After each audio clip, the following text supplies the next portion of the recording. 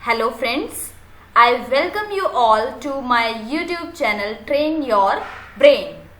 आज से हम क्लास 6 की NCERT की इंग्लिश की बुक की सीरीज स्टार्ट कर रहे हैं और इस सीरीज में हम फर्स्ट चैप्टर से स्टार्ट करेंगे जिसका नाम है हु डिड पैट्रिक्स होमवर्क। तो यहाँ पे एक मेन कैरेक्टर है, एक बच्चा है जिसका नाम क्या है, पैट्रिक। और क्वेश्चन ये है कि पैट्रिक का होमवर्क किसने किया। ठीक है, तो इसी के चारों तरफ पूरी कहानी घूम रही है और मेन इसमें दो ही कैरेक्टर हैं, एक पैट्रिक है और एक छोटा सा जादुई बोना जिसको हम कह सकते हैं, जिसको क्या बोलते हैं, एल्फ। ठीक है, जिसको डॉल भी मेंशन किया गया है यहाँ पे। तो एक डॉल है और एक बच्चा है जिसका नाम क्या है, पैट्रिक। तो before you read discuss in class, do you like homework, do you do it yourself or do you get help, what homework do you usually have। तो क्या आपको होमवर्क अच्छा लगता है? ऑफ कोर्स होमवर्क तो करना ज़रूरी होता होगा, है ना, चाहे आपको पसंद हो चाहे ना हो, फिर भी आपको करना ही होता है। क्या आप अपना होमवर्क खुद करते हैं या किसी की हेल्प लेते हैं, और किस तरीके का होमवर्क आपको मिलता है? तो ये सब चीज़ें अपने आप सोचिए आप, और चैप्टर को स्टार्ट करते हैं। Who did Patrick's homework?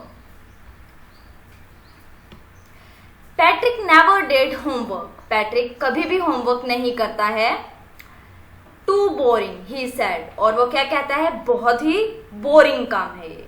He played hockey and basketball and Nintendo instead. वो उसको क्या क्या खेलना पसंद है, हॉकी खेलना पसंद है, बास्केटबॉल खेलना पसंद है और निंटेंडो खेलना पसंद है। तो निंटेंडो भी क्या है, एक वीडियो गेम होता है जिसको निंटेंडो के नाम से जाना जाता है। इंस्टेड का मतलब होता है उसके स्थान पर या के बजाय। तो पढ़ाई के बजाय उसे हॉकी, बास्केटबॉल, निंटेंडो ये सभी गेम्स खेलने बहुत पसंद हैं। His teachers told him, Patrick do your homework or you won't learn a thing. तो उसके पेरेंट्स उसके टीचर्स उसको क्या समझाते हैं, क्या बताते हैं कि पैट्रिक या तो तुम अपना होमवर्क किया करो वरना तुम्हें कुछ भी समझ में नहीं आएगा, तुम्हें कुछ भी याद नहीं होगा। And it's true, sometimes he did feel like an ignorance. और ये बात बिल्कुल सच थी, कभी कभी उसको ये महसूस होता है कि जैसे कि वो मूर्ख है या अज्ञानी है, यानी कि उसको किसी भी चीज़ का नॉलेज नहीं है। तो इग्नोरमस जो वर्ड होता है उसका मतलब होता है अज्ञानी, यानी कि किसी भी चीज का कुछ भी समझ में ना आए जिसे। एन इग्नोरेंट पर्सन यानी कि अज्ञानी आदमी, ठीक है, जिसको किसी चीज का ज्ञान ना हो। हु लैक्स एजुकेशन, जो कि पढ़ाई लिखाई से वंचित रह जाए या पिछड़ जाए उसमें। But what could he do, लेकिन वो क्या कर सकता था। ही हेटेड होमवर्क, उसे नफरत थी होमवर्क करने से। Second paragraph, then one day he found his cat playing with a little doll and he grabbed it away। लेकिन एक दिन उसे उसकी बिल्ली खेलती हुई मिलती है, एक छोटी सी डॉल के साथ खेल रही होती है उसकी बिल्ली। And he grabbed it away, grab का मतलब होता है छीन लेना या झपट लेना किसी चीज को। तो एक दिन क्या होता है, उसकी जो बिल्ली होती है, किसकी, पैट्रिक की, तो पैट्रिक की कैट एक छोटी सी डॉल के साथ खेल रही होती है और वो उस पर झपट जाता है। To his surprise it wasn't a doll, उसके सरप्राइज के लिए वो कोई डॉल नहीं थी, बल्कि क्या था, वो डॉल एट ऑल, वो कोई डॉल नहीं थी। But a man of the tiniest size, but एक आदमी था जिसका बहुत ही छोटा साइज था, यानी कि एक बहुत ही छोटे साइज का आदमी था वो। He had a little wool shirt with old fashion breeches and a high tall hat much like a witch. Witch किसको बोलते हैं, विच हम बोलते हैं चुड़ैल को, या कोई जादूगरनी होती है उसको बोलते हैं, ठीक है। और ब्रिचेस क्या होता है, जो घुड़सवारी के टाइम पे ड्रेस पहनते हैं उसे ब्रिज बोलते हैं, ठीक है। तो ये काइंड ऑफ ड्रेस आप इसको कह सकते हैं। और देखते हैं अब इसका meaning. He had a little wool shirt with old fashion breaches, उसने एक वूल की शर्ट पहनी थी छोटी सी, और किसके साथ पहनी थी, ब्रिचेस के साथ, बहुत पुराने फैशन की ब्रिचेस पहनी थी, यानी कि ट्राउजर होते हैं, ऊंची पैंट जो पहले पहनी जाती थी उसको बोलते हैं ब्रिचेस और एक ऊंची टोपी पहनी हुई थी, जैसे कि कोई चुड़ैल या जादूगर पहनते हैं, उसी तरीके की उसने टोपी पहनी हुई थी। तो यहाँ पे ब्रिचेस का मीनिंग देखेंगे एक बार।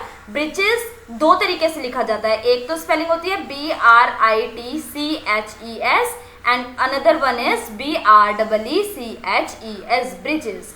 और शॉर्ट ट्राउजर, इसको और क्या बोल सकते हैं, शॉर्ट ट्राउजर भी बोल सकते हैं। The writer here spells it for fun to rhyme with the word witch. तो देखो ब्रिचेस और विच सेम साउंड हो गया, राइमिंग वर्ड हो गए, इसीलिए इस तरीके से स्पेलिंग लिखी गई है यहाँ पे। ठीक है, आगे चलते हैं। He yelled save me don't give me back to that cat. Yell का मतलब होता है चीखना या चिल्लाना।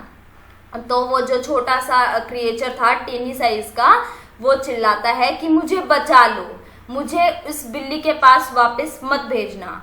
I will grant you a wish, मैं तुम्हारी एक इच्छा पूरी करूंगा। आई प्रोमिस यू दैट, मैं तुमसे ये वादा करता हूं कि मैं तुम्हारी एक इच्छा पूरी करूंगा, पर प्लीज मुझे उस कैट को वापस मत दे देना। आगे चलते हैं। Patrick couldn't believe how lucky he was.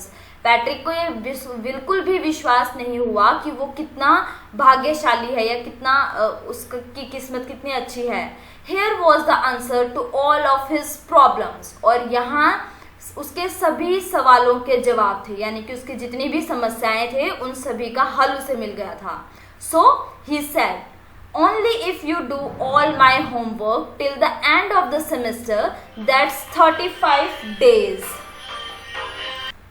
तो सेमेस्टर क्या होता है, सेशन को बोलते हैं। ठीक है, जो कि मतलब जैसे स्कूल में हम पढ़ते हैं तो उसमें 2 सेमेस्टर में डिवाइड होता है, 2 हाफ ईयर में डिवाइड होते हैं, 2 हाफ ईयर मिला के एक सेमेस्टर कंप्लीट बनते हैं। ठीक है ना, तो वो सेमेस्टर होता है, हाफ ईयर को हम क्या बोलते हैं, सेमेस्टर। ठीक है, दैट्स 35 डेज। तो कितने दिन का सेमेस्टर था, 35 डेज का सेमेस्टर था। तो वो क्या बोलता है, only if you do all my homework till the end of the semester, की केवल जब अगर तुम मेरा होमवर्क पूरे सेमेस्टर तक, इस पूरे सेमेस्टर मेरा होमवर्क करोगे जो कि लगभग 35 डेज का है, तभी मैं तुम्हारी बात मानूंगा। If you do a good enough job I could even get A's, और अगर तुम अच्छा खासा काम करोगे तो शायद मुझे ए ग्रेड भी मिल जाए। ठीक है, तो ये पैट्रिक की कंडीशन थी। क्या कंडीशन रखी पैट्रिक ने, ठीक है मैं तुम्हें कैट को वापस नहीं दूंगा, पर उसके लिए तुम ये करना होगा तुम्हें कि तुम्हें मेरे पूरे सेमेस्टर काम करना होगा मेरे सभी सब्जेक्ट का, जो कि लगभग 35 डेज का है। नेक्स्ट पैराग्राफ देखते हैं। The little man's face wrinkled like a dishcloth thrown in the hamper. छोटा सा जो आदमी था उसका फेस रिंकल होता है, झुर्रियां आ जाना, सिकुड़ जाना। ठीक है, तो उसको क्या बोलते हैं, रिंकल्ड बोलते हैं। Like a dish cloth, dish क्या होता है, बर्तन को डिश बोलते हैं, और क्लॉथ यानी कि डिश को साफ करने के लिए जो हम क्लॉथ यूज करते हैं उसे डिश क्लॉथ बोलते हैं। Thrown in the hamper, hamper एक बास्केट कह सकते हो जो कि जिसके ऊपर कैप लगी होती है, तो उसे हम क्या बोलते हैं, हैम्पर बोलते हैं। तो जो छोटा सा आदमी था उसके फेस पे बहुत सारे रिंकल्स देखने को मिला, क्योंकि उसको बिल्कुल भी अच्छी नहीं लगी कि एक चीज से बचने के लिए मुझे क्या करना पड़ रहा है।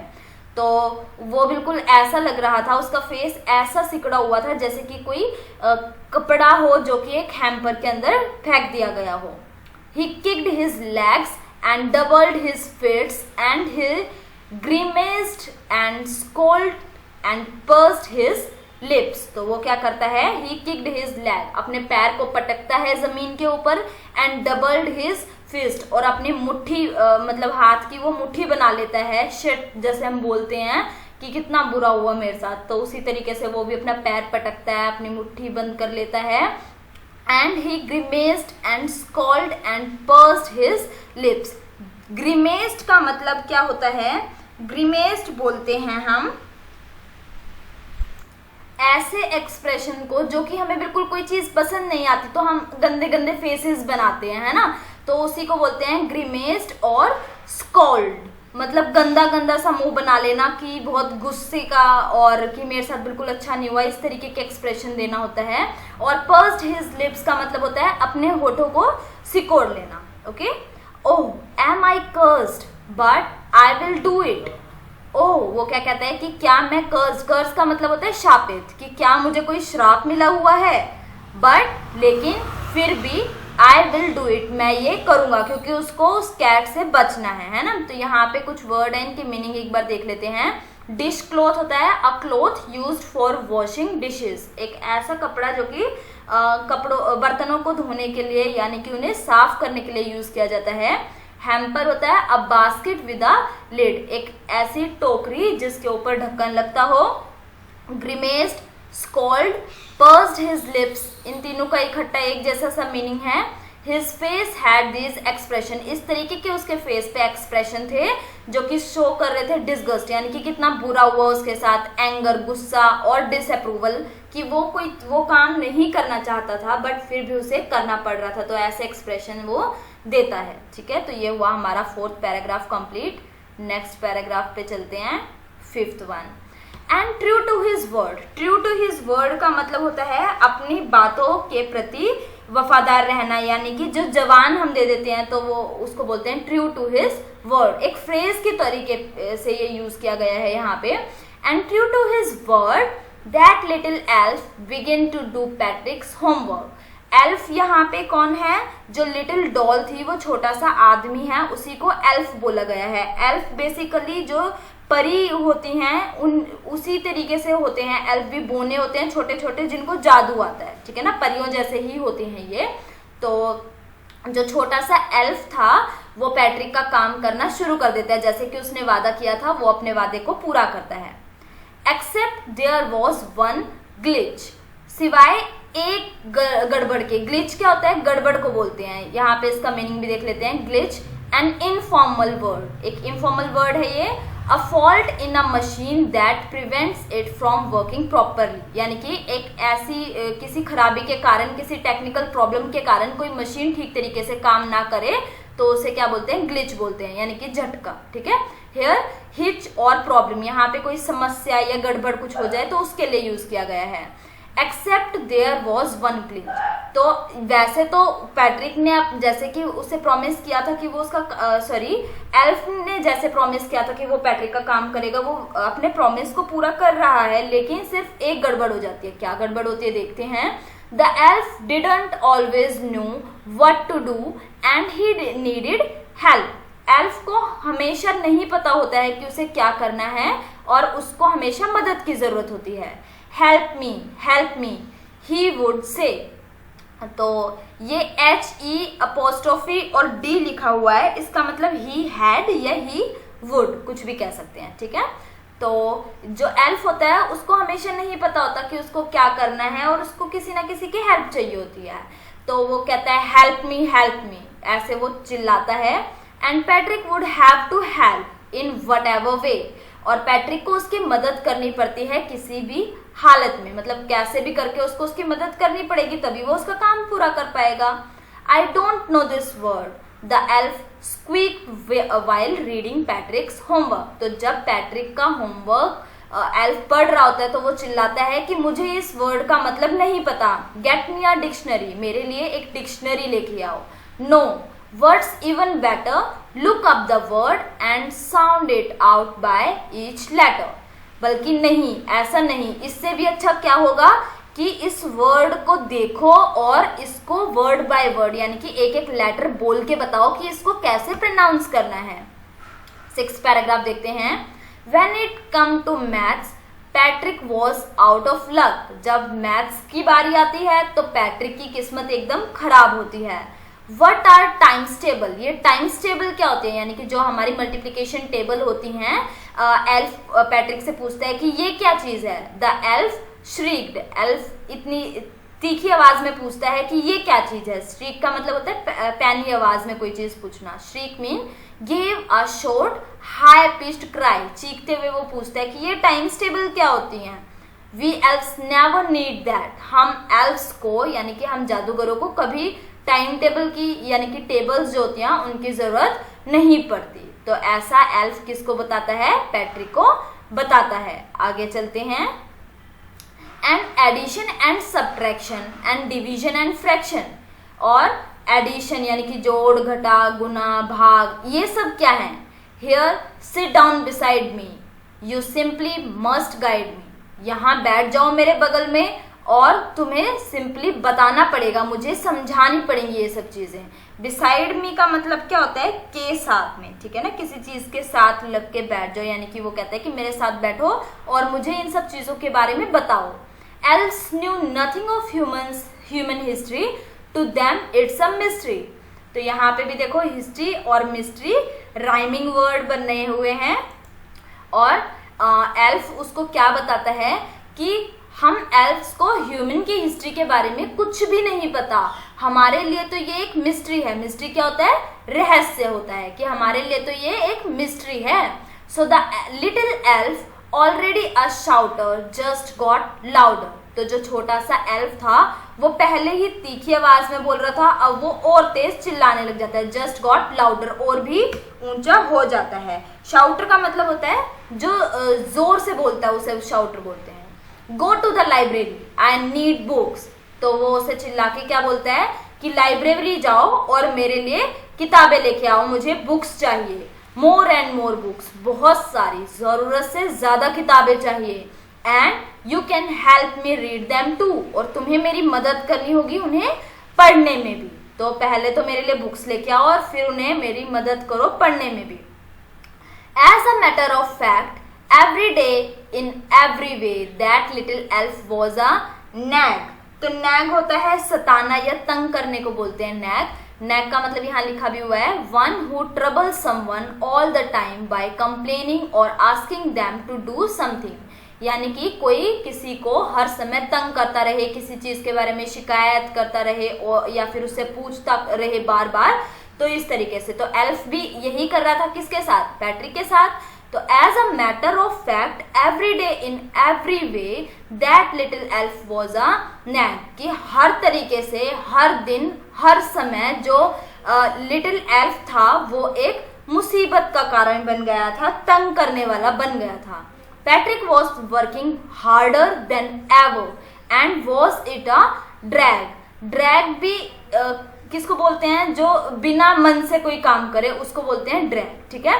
तो पैट्रिक दिन प्रतिदिन बहुत ही मेहनत कर रहा था, मुश्किल से मुश्किल काम कर रहा था। देन एवर, जितना उसने कभी नहीं किया उतनी मेहनत वो कर रहा था। And was it a drag, और अपने मन से नहीं कर रहा था क्योंकि उसकी मजबूरी थी, उसको अपना काम करवाना था, तो उसको ये सब करना पड़ रहा था, पर फिर भी वो अच्छे से मन लगा के काम कर रहा था। ड्रैग का मतलब क्या होता है, an informal word, something dull and uninteresting, यानी कि कुछ ऐसा काम जो कि बोरिंग हो, जिसको करने में मजा ना आए, बट फिर भी पैट्रिक मन लगा के काम कर रहा था। He was staying up nights, had never felt so weary, was going to school with his eyes puffed and bleary. तो वो क्या करता है, हर रात, मतलब रातों को जागता है और पढ़ता है। Had never felt so weary, इतना थका हुआ कभी महसूस नहीं करता। Was going to school with his eyes puffy and bleary, मतलब वो इतना ज्यादा थक जाता है रात को पढ़ते हुए, इतनी मेहनत करता है कि उसकी आंखें सूज जाती हैं, मोटी मोटी आंखों के साथ वो स्कूल जाता है। Finally the last day of school arrived and the elf was free to go. और आखिरी में आखिर दिन जो होता है स्कूल का, यानी कि वो सेमेस्टर का जो लास्ट डे होता है वो आ जाता है और एल्फ फ्री हो जाता है जाने के लिए, यानी कि उसकी जो कंडीशन थी वो खत्म हो जाती है। As for homework there was no more, so he quietly and slyly slipped out the back door. तो स्लाइली बोलते हैं छुपा के, ठीक है ना, बिना किसी को बताए, छुपते छुपाते वो क्या करता है। एज फॉर होमवर्क, होमवर्क के लिए देयर वॉज नो मोर, और कोई होमवर्क नहीं बचा था, सारा सिलेबस क्योंकि कंप्लीट हो चुका था। So he quietly and slightly slipped out the back door, तो वो पीछे के रास्ते से धीरे धीरे छुपते छुपाते चले जाता है। पैट्रिक गॉट हिज एज, और पैट्रिक को क्या मिलता है, ए ग्रेड मिलता है। हिज क्लासमेट्स वर अमेज्ड, उसके जो क्लासमेट होते हैं वो हैरान रह जाते हैं। His teachers smiled and were full of praise, उसके टीचर्स, पैट्रिक के टीचर बहुत ज्यादा खुश होते हैं, स्माइल करते हैं और उसकी बहुत प्रशंसा करते हैं। प्रेज का मतलब होता है तारीफ करना, तो वो उसकी बहुत तारीफ करते हैं। एंड हिज पेरेंट्स, और उसके पेरेंट्स, उनका क्या रिएक्शन होता है, they wondered what had happened to Patrick. वो हैरान रह जाते हैं कि ऐसा पैट्रिक के साथ क्या हुआ आखिर। He was now the model kid. Model kid होता है जो जिसकी आप देखें, जिसको अपना ये समझ आइडल माने कि देखो कितना अच्छा बच्चा है, ये कितना अच्छा आदमी है, तो उसको फॉलो करें। तो अब वो एक मॉडल किड बन चुका था। किड क्या होता है, बच्चे को बोलते हैं, ठीक है। An informal word, a child course, work that must be done every day, often boring. तो वो इस तरीके का बच्चे बन गया था कि चाहे आपको पसंद हो चाहे ना हो, पर फिर भी उसको फॉलो करना ही है। क्लीन हिज रूम, अपने रूम को साफ करता है। डिज हिज कोर्स, अपने सारे कामों को खत्म करता है।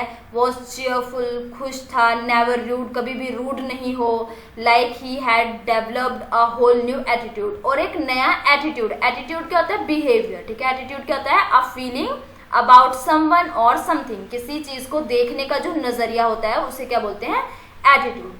तो वो अब एक अच्छा बच्चा बन चुका था। अपने रूम को साफ करता था, अपने सारे काम खुद करता था, हमेशा खुश रहता था, कभी किसी को बुरी तरीके से नहीं बोलता था, और जिंदगी को जीने के लिए एक नया उसने तरीका अपना लिया था। You see, in the end Patrick still thought he had made that tiny man do all his homework. तो आपने देखा एंड में पैट्रिक को यही लग रहा था, वो यही सोच रहा था, थॉट, कि वो जो छोटा सा आदमी था उसी ने सारा होमवर्क किया है। But I will share a secret just between you and me, लेकिन मैं आपके साथ एक सीक्रेट शेयर करता हूँ जो सिर्फ आपके और मेरे बीच में है। वो क्या है, इट वॉजंट द एल्फ, वो एल्फ नहीं था। Patrick had done it himself, Patrick ने ये सारा काम खुद किया था। तो देखो कितनी अच्छी स्टोरी थी, और ये स्टोरी थी कैरोल मूरे ने लिखी थी इसे, ठीक है। तो देखो क्या होता है, अब हम इसकी एक डिटेल जल्दी से देख लेते हैं, एक्सप्लेनेशन। एक बच्चा होता है पैट्रिक, और एक छोटा सा जादूगर होता है जिसका नाम होता है, जिसको हम लिटिल एल्फ या फिर लिटिल मैन के नाम से हमने जिसे सुना है। तो वो क्या करता है, पैट्रिक उसे कैट से बचाता है, और बदले में पैट्रिक उससे ये मांगता है, ये इच्छा जाहिर करता है कि वो उसका पूरे सेमेस्टर काम करेगा, जो कि लगभग 35 डेज के लिए करना था उसे। तो पैट्रिक को एल्फ कहता है कि ठीक है, मैं तुम्हारा काम करूंगा, बस तुम मुझे उस कैट से बचा लो। तो अब जो एल्फ होता है उसको कुछ भी नॉलेज नहीं होता किसी भी चीज का, तो वो पैट्रिक को बोलता है कि ठीक है, मैं तुम्हारा काम करूंगा, पर तुम्हें मेरी हेल्प करनी होगी, मुझे बुक्स ला के देने होंगे, उनको पढ़ के बताना होगा कि कैसे कैसे सभी काम चीजें होती हैं, किसका क्या मतलब होता है, ये सब तो तुम्हें समझाना पड़ेगा मुझे। तो पैट्रिक बहुत मेहनत करता है, दिन रात उसकी मेहनत में लगा रहता है। हालांकि उसका मन ऐसा नहीं होता है ये सब करने का, पर फिर भी वो करता है क्योंकि उसको अपना काम करवाना था।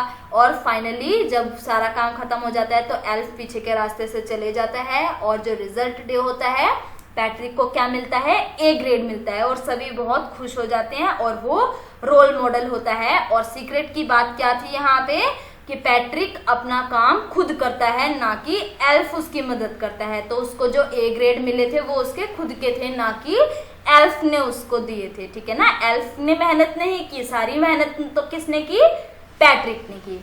तो ये हमारा चैप्टर था। नेक्स्ट क्लास में हम इसके क्वेश्चन आंसर को डिस्कस करेंगे। आज के लिए बस इतना ही। Thank you and have a nice day.